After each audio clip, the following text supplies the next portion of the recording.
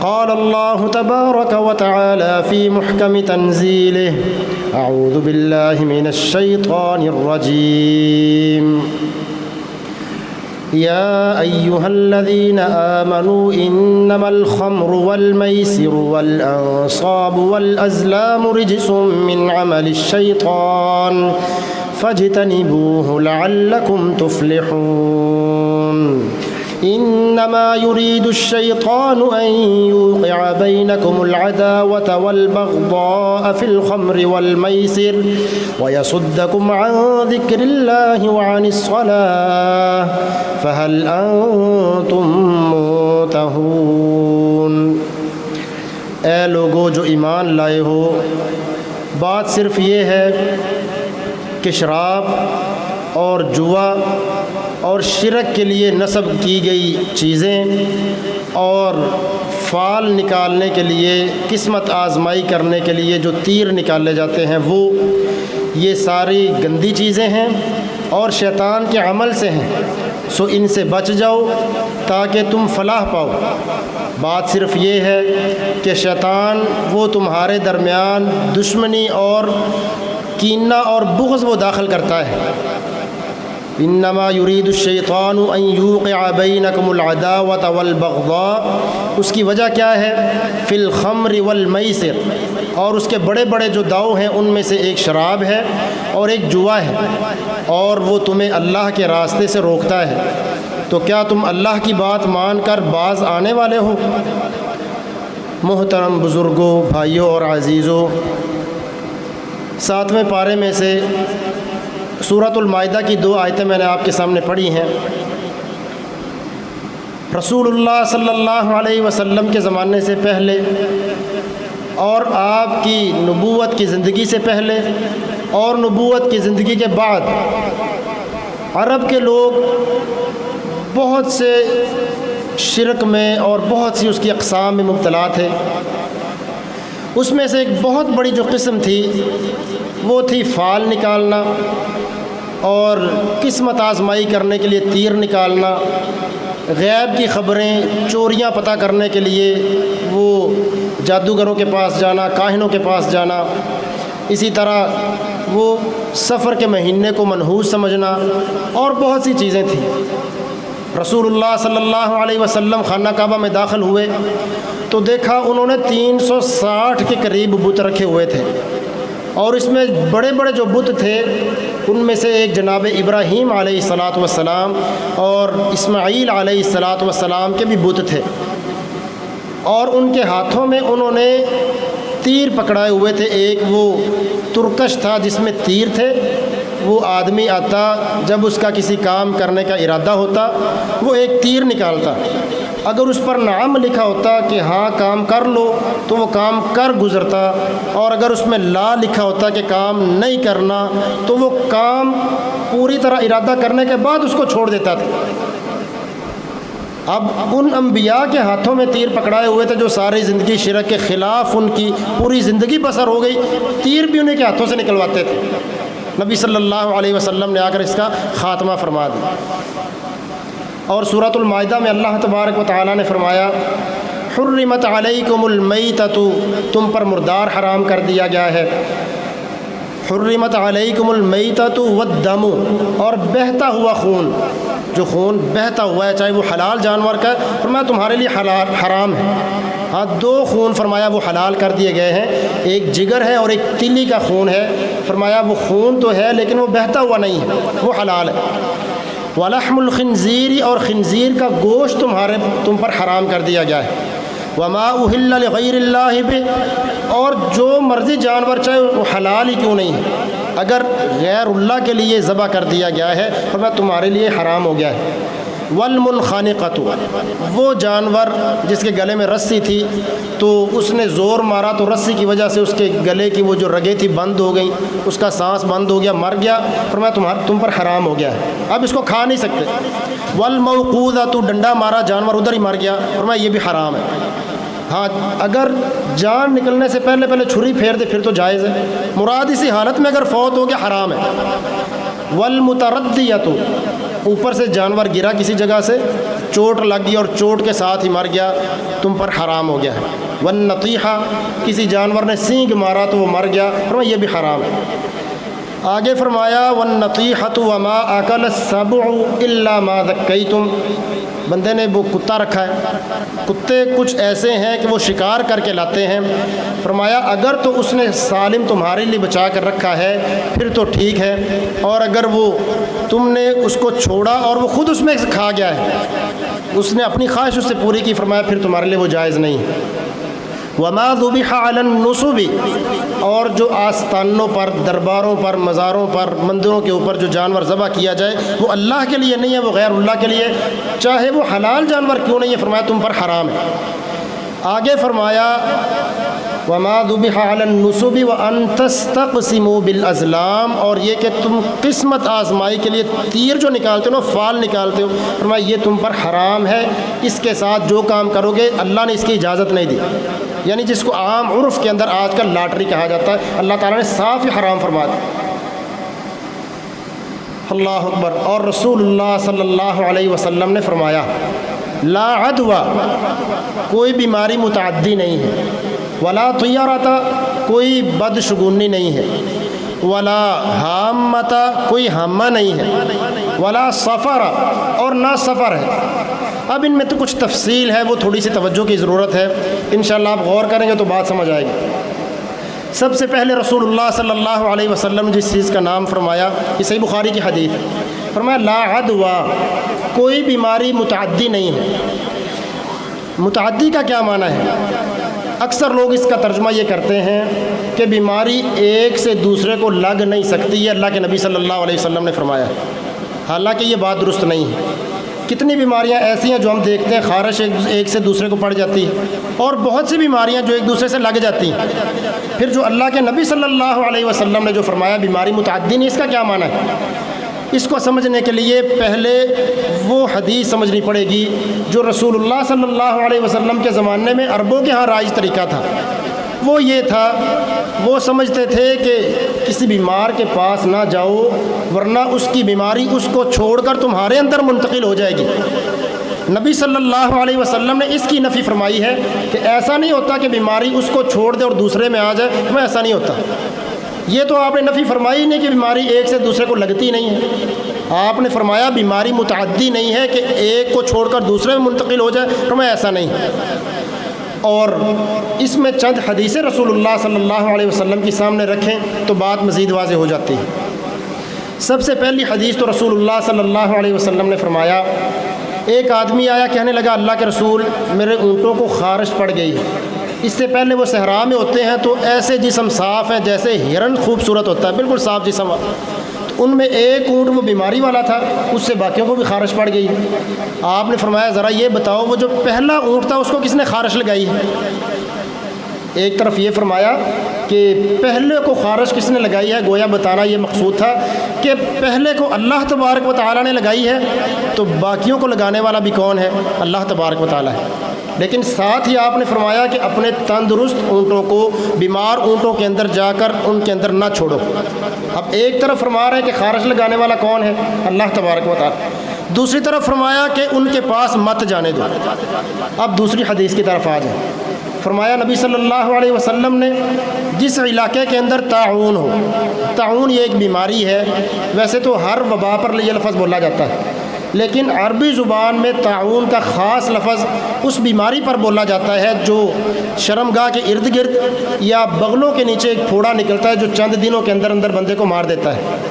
نبی صلی اللہ علیہ وسلم نے یہ بھی فرمایا جو مسلمان اس بیماری سے فوت ہو جائے فرمایا وہ شہید ہے، یہ بشارت دی نبی صلی اللہ علیہ وسلم۔ بہت سے صحابہ کرام اس میں فوت ہوئے بھی ہیں، تو آپ نے فرمایا جس علاقے میں یہ بیماری پھیل جائے وہاں مت جاؤ، اور جو ادھر رہتا ہو وہ وہاں سے فرار اختیار کرنے کے لیے کہ یہاں سے نکلوں گا، وہ اس ڈر سے وہاں سے مت نکلے، وہ وہیں رہے۔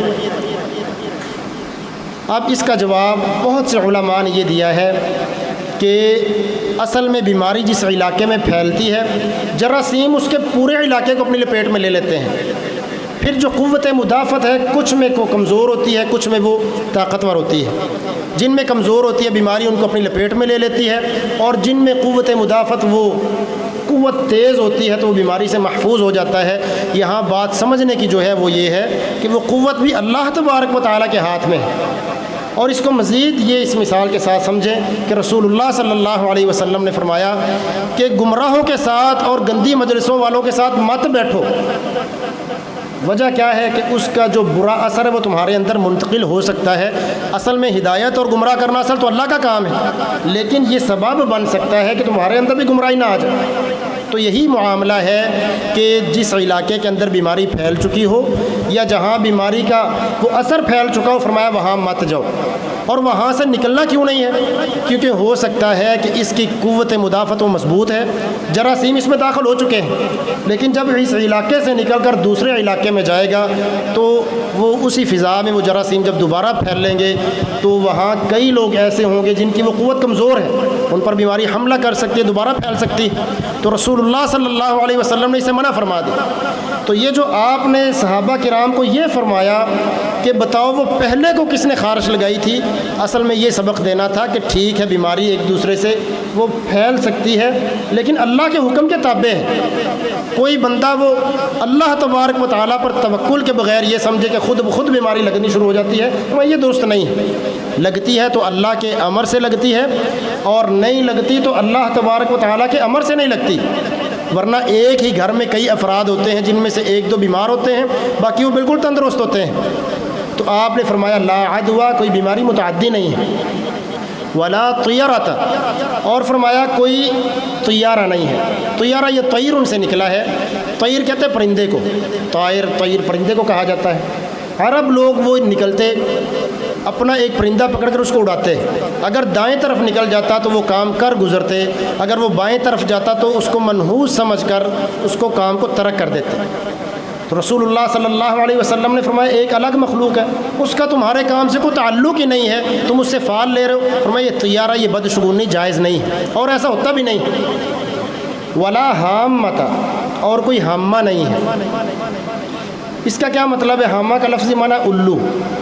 عرب لوگ یہ سمجھتے تھے کہ جب کسی گھر میں چھت پر یا کسی گھر کے اندر الو آ کر بیٹھ جائے تو یہ کسی کی موت کی یا کوئی بری خبر لے کر آتا ہے۔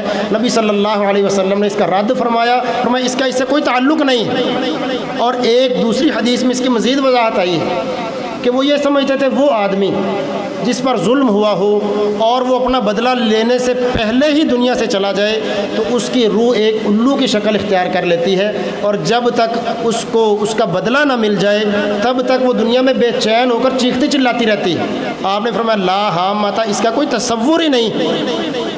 ولا سفر، اور کوئی سفر نہیں ہے۔ اس کے تین معنی ہیں اور تینوں حدیث ثابت ہیں، تینوں عرب کے اندر پائے جاتے تھے۔ پہلا معنی تو اللہ تعالیٰ نے سورۃ توبہ میں بیان فرمایا ہے کہ عرب لوگوں کا کام یہ تھا انما النسیء زیادۃ فی الکفر، وہ بھی حرمت والے مہینوں کا بڑا احترام کرتے تھے، لیکن جب ان کا دل کرتا نا اب جنگ کرنی ہے، مہینہ آ گیا حرمت والا، وہ کہتے یہ محرم ہے ہی نہیں، وہ کہتے اس کو آگے کر لو، سفر کو ہم پہلے منا لیتے ہیں، محرم کو بعد میں منا لیں گے۔ وہ محرم کے اندر لڑائی کر لیتے، اس کو سفر کا نام دے دیتے اور محرم کو مؤخر کر لیتے۔ آپ نے فرمایا لا سفر، یہ سفر کو اس طرح کرنا جائز نہیں۔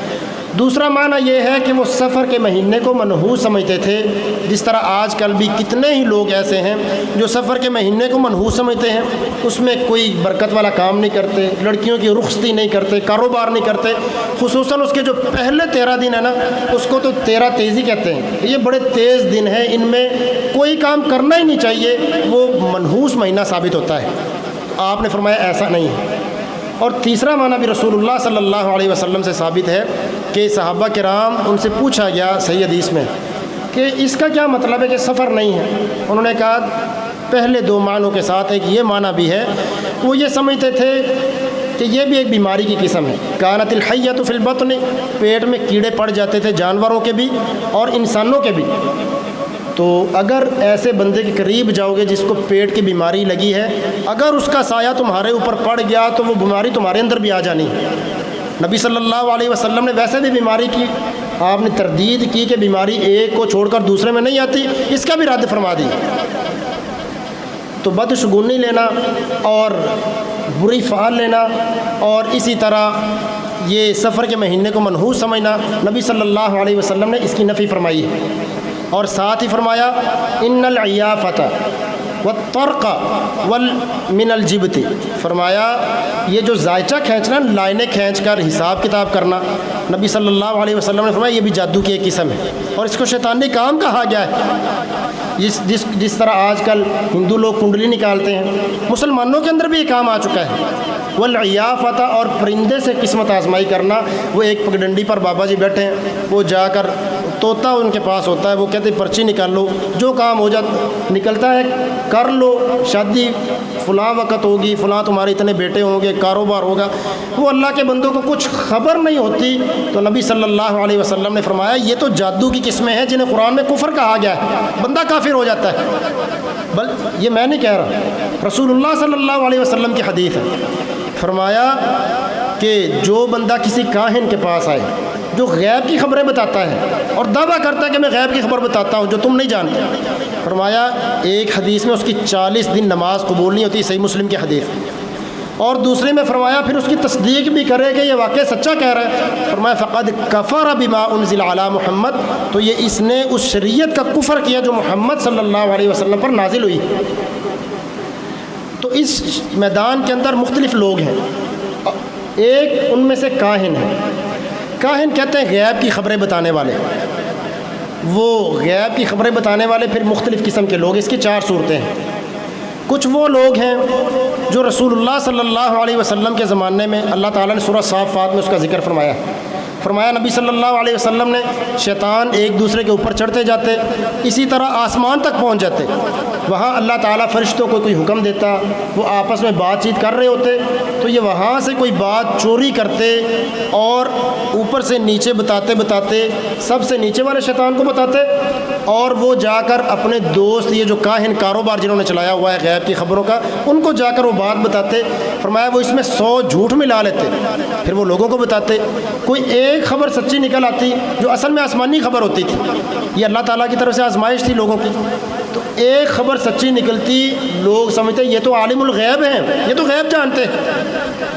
جب نبی صلی اللہ علیہ وسلم نبی بنے تو اللہ تعالیٰ نے اس کا زبردست بندوبست فرمایا اب اگر کوئی چوری کرتا ہے تو جب تک اللہ کو منظور ہو کہ یہ خبر چلی جائے، لوگوں کی آزمائش مقصود ہو تو آ جاتی ہے، ورنہ فَأَتْبَعَهُ شِهَابٌ ثَاقِبٌ، ایک ستارہ شعلے کی شکل میں اس کا پیچھا کر کے اس کو ہلا کر دیتا ہے۔ اور دوسری ان کاہنوں کی صورت یہ ہے کہ یہ لوگ خود نہیں جانتے، انسانوں کے درمیان اللہ تبارک و تعالیٰ کی ایک بہت بڑی مخلوق جنوں کی، وہ ہمیں نظر نہیں آتے۔ اللہ نے فرمایا سورۃ انعام میں، سورۃ اعراف میں، اِنَّهُ يَرَاكُمْ هُوَ وَقَبِيلُهُ مِنْ حَيْثُ لَا تَرَوْنَهُ، یہ تمہیں اس طرح دیکھتے ہیں جن اور ان کا قبیلہ کہ تم انہیں نہیں دیکھ سکتے۔ تو یہ کئی ایسی باتیں ہیں جب معاملات ہو رہے ہوتے ہیں، دیکھ رہے ہوتے ہیں، ہم نہیں دیکھ رہے ہوتے، ہم پاس نہیں ہوتے، ہمیں نظر بھی نہیں آتے، تو جا کر وہ بات اپنے کاہنوں کو بتاتے ہیں تو وہ اپنے جنوں کی خبر کی وجہ سے آگے بات بتا دیتے ہیں، اس میں جھوٹ بھی ملا لیتے ہیں۔ اور تیسری صورت یہ ہے کہ کچھ لوگ اندازے لگاتے ہیں اور اپنے اندازوں کو وہ غیب کی خبر بنا کر پیش کرتے ہیں، کئی دفعہ وہ سچی نکل آتی ہے، کئی دفعہ جھوٹ ہو جاتا ہے۔ اور چوتھی صورت وہ جاسوسی کر کے یہ حالات اور واقعات کو دیکھ کر غیب کی خبر بنا کر پیش کرنا، اس کو چاروں کو کہانت کہا گیا ہے اور رسول اللہ صلی اللہ علیہ وسلم نے اس کو کفر کہا ہے۔ اور دوسرا وہ نام ہے رمال۔ رمال کہتے ہیں وہ آدمی جو لائنیں کھینچ کر حساب لگاتا ہے، تو اس کو بھی نبی صلی اللہ علیہ وسلم نے کفر کہا ہے۔ اور تیسری چیز ہے منجم۔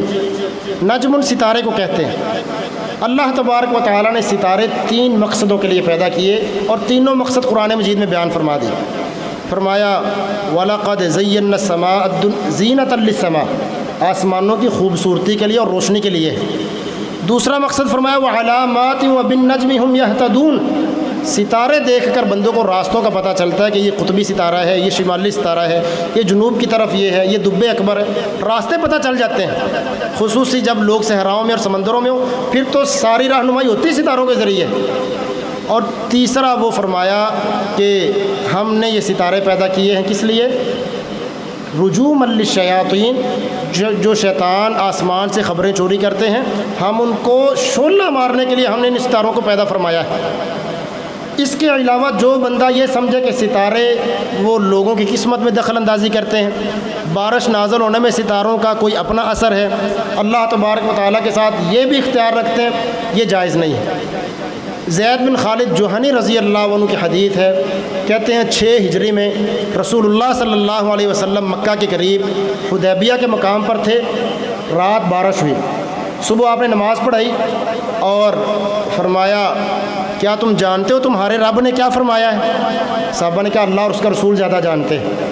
فرمایا اللہ نے فرمایا ہے کہ اصبح من عبادی مؤمن بی و کافر، میرے بندوں میں سے کچھ وہ ہیں جنہوں نے آج مجھ پر ایمان لایا ہے اور کچھ وہ ہیں جنہوں نے کفر کیا ہے۔ رہے وہ لوگ جنہوں نے کہا کہ بارش اللہ نے نازل کی ہے، ستاروں کا اس میں کوئی دخل نہیں ہے، یہ مجھ پر ایمان لانے والے ہیں، ستاروں کے ساتھ کفر کرنے والے ہیں، اور جنہوں نے کہا کہ مطرنا بنوع کذا و کذا، فلانے فلانے ستارے کا یہ اختیار ہے، اس وجہ سے بارش نازل ہوئی ہے، فرمایا یہ میرے ساتھ کفر کرنے والے ہیں اور ستاروں پر ایمان لانے والے ہیں۔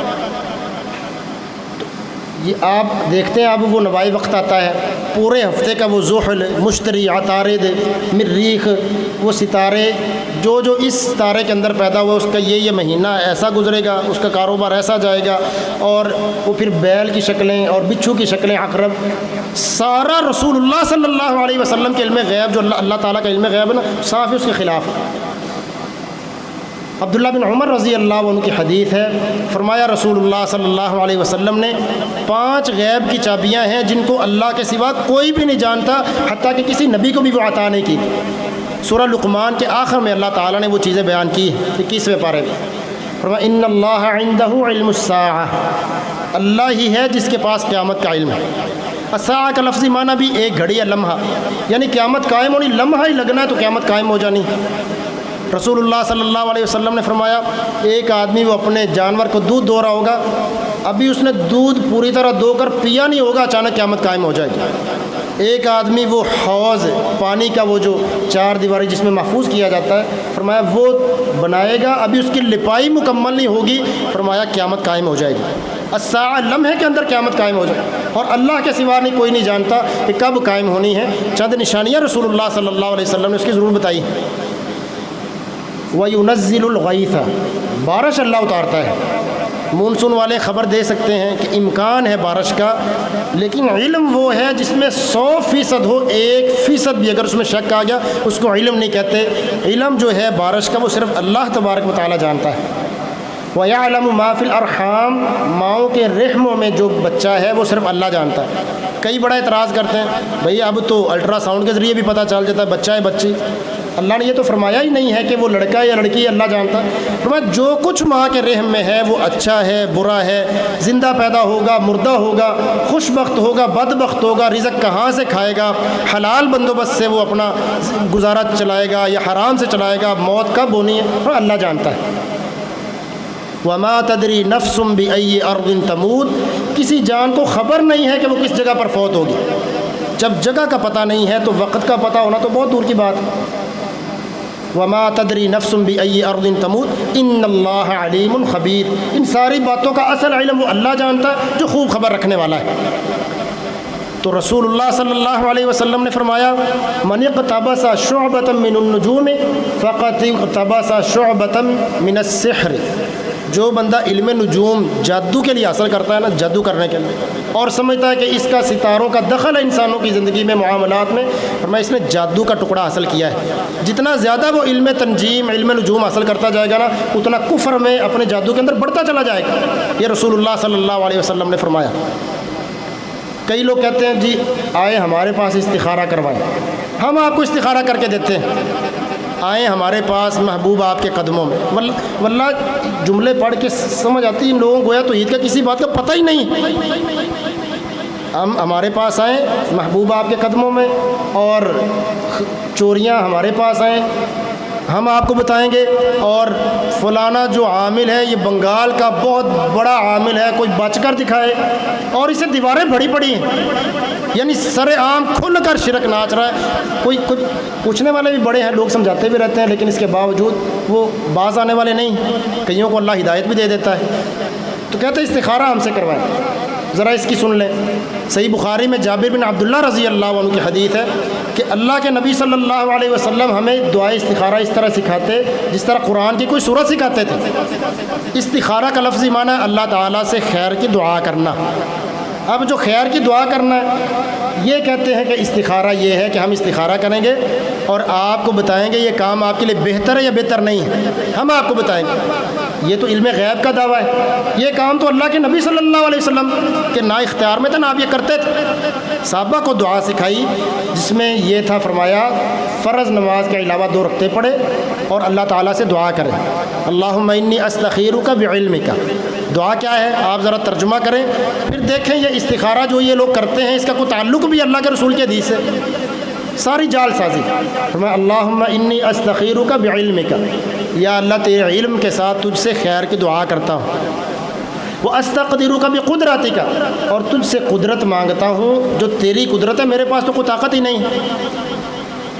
واستقدرک بقدرتک واسألک من فضلک العظیم، اور تیرے عظیم فضل کا میں تجھ سے سوال کرتا ہوں۔ فإنک تقدر ولا اقدر، تو قدرت رکھتا ہے میں قدرت نہیں رکھتا۔ وتعلم ولا اعلم، یا اللہ تو علم رکھتا ہے میں علم بھی نہیں رکھتا۔ وانت علام الغیوب، یا اللہ یہ کام اچھا ہے یا برا ہے، غیبوں کی باتوں کو تو ہی جاننے والا ہے۔ اللہم ان کان ھذا الامر خیر لی، کان ھذا الامر خیر لی فی دینی ومعاشی وعاقبت امری، یا اللہ اگر یہ کام، اور اللہ کے نبی صلی اللہ علیہ وسلم نے فرمایا وہ کام کا نام لے، مطلب شادی کرنی اللہم ان کان ھذا الزواج، کاروبار کرنا اللہم ان کان ھذی تجارت، یا اردو میں نام لے لے۔ فرمایا وہ کہے یا اللہ اگر یہ تجارت میرے لیے بہتر ہے فقدرہ لی، میرے مقدر میں کر دے، ویسرہ لی، میرے لیے آسان کر دے، وبارک لی فیہ، اور میرے لیے اس میں برکت رکھ دے۔ وَإِن كَانَ هَذَا الْأَمْرَ شَرٌّ لِّي، اگر یہ کام میرے لیے برا ہے، فی دینی، میرے دین میں، ومعاشی، میری معاش میں، وعاقبت امری، اور انجام کے لحاظ سے، فاصرف عنی، یا اللہ مجھ سے پھیر دے، واصرفنی عنہ، مجھے اس سے پھیر دے، ثم اقدر لی الخیر، پھر جہاں خیر ہے نا وہاں وہ میرے مقدر میں کر دے۔ اب یہ دیکھیں یہ رسول اللہ صلی اللہ علیہ وسلم کی سکھایا ہوا استخارہ ہے، اور یہ لوگ جو کرتے ہیں اس کا بتائیں اللہ کے رسول صلی اللہ علیہ وسلم کے حدیث سے کوئی تعلق ہے؟ یہ تو غیب کا دعویٰ ہے، اور غیب کا دعویٰ تو اللہ تعالیٰ نے انبیاء کو بھی نہیں بتایا۔ خود رسول اللہ صلی اللہ علیہ وسلم کو اللہ تعالیٰ نے فرمایا اے نبی ان سے کہہ دے لا املک لنفسی ضرا ولا نفعا، میں تمہارے لیے کسی نفع کا مالک نہیں ہوں نہ کسی نقصان کا ہوں۔ اس کا جواب دیتے ہیں کہ اپنے لیے تمہارے لیے، بعض ایک آیت میں فرمایا میں تمہارے لیے مالک، اپنے لیے مالک نہیں ہوں۔ کہتے اللہ کے نبی اپنے لیے مالک نہیں تھے، لوگوں کو دیتے تھے۔ سورۃ جن میں اس کا بھی جواب ہے، فرمایا لکم، تمہارے لیے بھی مالک نہیں ہوں۔ اور فرمایا وَلَوْ كُنْتُ أَعْلَمُ الْغَيْبَ، اگر مجھے غیب کا علم ہوتا لَاسْتَكْثَرْتُ مِنَ الْخَيْرِ، میں بڑی خیر حاصل کر لیتا۔ صحابہ کرام شہید ہی نہ ہوتے جو 70 صحابہ شہید ہوئے، آپ کی 6 یا 7 بچے زندگی میں فوت ہو گئے نبی صلی اللہ علیہ وسلم، دانت مبارک زخمی ہو گئے، گھوڑے سے گرے موچ آ گئی، تو نعوذ باللہ اللہ کے نبی جان بوجھ کر کرتے تھے اگر غیب جانتے تھے۔ اللہ اکبر۔ یعقوب علیہ السلام کے بیٹے یوسف علیہ السلام کنویں میں گرے، پتہ ہی نہیں چل سکا، واپس پتہ ہے زندہ ہیں، پتہ چل ہی نہیں سکا۔ تمام انبیاء کا اسی طرح معاملہ ہے، اللہ تعالیٰ نے یہ بات اپنے سوا کسی کو یہ علم عطا ہی نہیں کی۔ کئی کہتے ہیں نہیں جی، ایک ہوتا ہے علم ذاتی اور ایک ہوتا ہے علم عطائی۔ ذاتی وہ ہے جو اللہ تعالیٰ کا ہے، اور عطائی وہ ہے جو اللہ نے دوسروں کو دے رکھا ہے۔ تو انشاءاللہ اس پر پھر بات کریں گے۔ اللہ تعالیٰ ہمیں حق بات کو سمجھنے اور اس پر عمل کرنے کی توفیق عطا فرمائے۔ وآخر دعوانا ان الحمد للہ رب العالمین۔